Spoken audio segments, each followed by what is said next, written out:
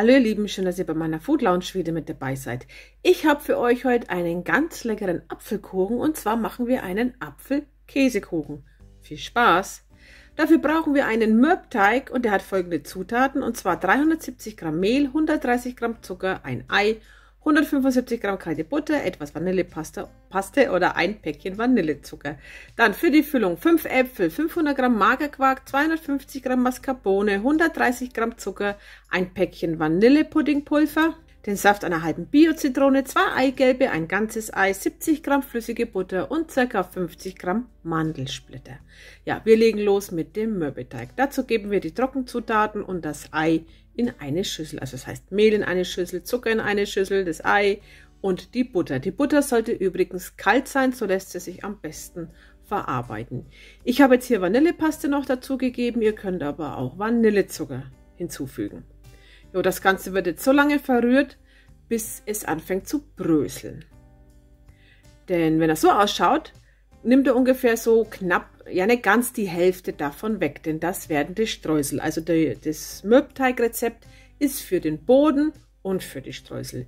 Wer jetzt mag, kann jetzt zum Beispiel auch noch zu den Streuseln Zimt dazu geben. Ja, und der Rest wird dann weiter verknetet, nochmal kurz mit der Maschine. Und dann mit der Hand. Einfach den bröseligen Teig auf eine saubere Arbeitsfläche geben und mit den Händen kräftig durchkneten. Und zwar so lange, bis wir einen schönen glatten Teig haben.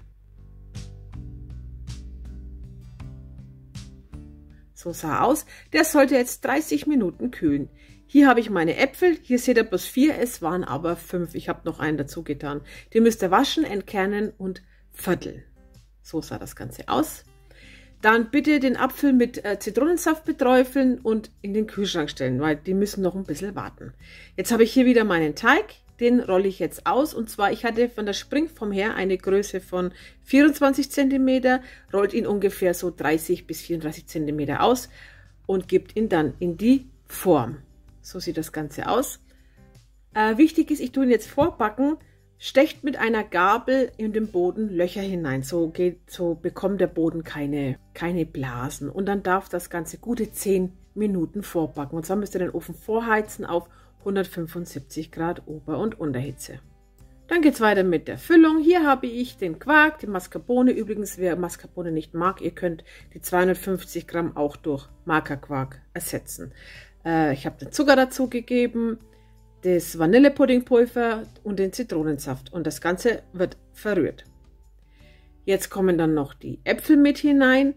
Mir ist jetzt hier ein kleiner Fehler unterlaufen und zwar hatte ich die Eier vergessen. Also bitte die Eier vor den Äpfeln dazugeben. Nicht so wie ich jetzt hier, wobei das wunderbar geklappt hat. Hätte ich nicht gedacht. Ich hatte nämlich schon Schiss oder Angst, dass meine Äpfel jetzt total zu Mousse gerührt werden. Aber das war nicht der Fall. Es hat wunderbar funktioniert.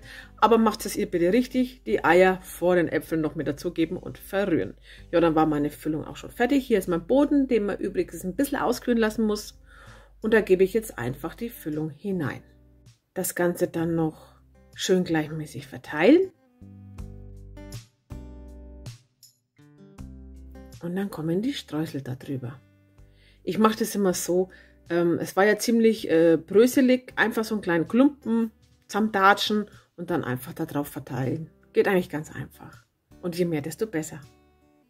Ich habe mich dann noch entschieden, dass ich Mandelsplitter drauf tue. Ist kein Muss, wer eine Nussallergie hat, kann es ja auch weglassen. Und hier könnt ihr übrigens auch noch so Zimt und Zucker drüber geben und vielleicht noch so ein kleines bisschen Butter. Ja, das Ganze darf jetzt 60 Minuten bei 175 Grad Ober- und Unterhitze backen. So sah nach dem Backen aus. Ihr habt gesehen, der Deckel ist ein bisschen nach oben gegangen, aber das macht nichts. Wenn er auskühlt, geht er nach unten. Und den Kuchen bitte komplett in der Form auskühlen lassen. Und es dauert ein paar Stunden.